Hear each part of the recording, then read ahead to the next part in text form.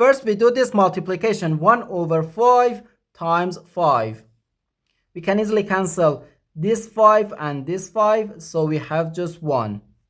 And 5 divided by 1 gives us 5. But this answer is not correct, because according to the order of operations, multiplication and division have equal priority, and we have to work from left to right.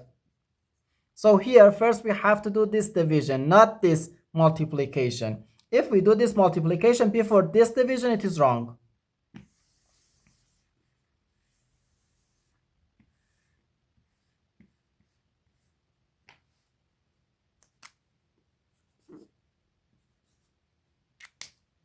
So first this division, 5 divided by 1 over 5.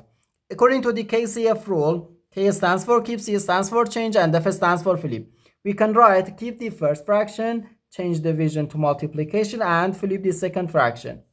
And again times 5.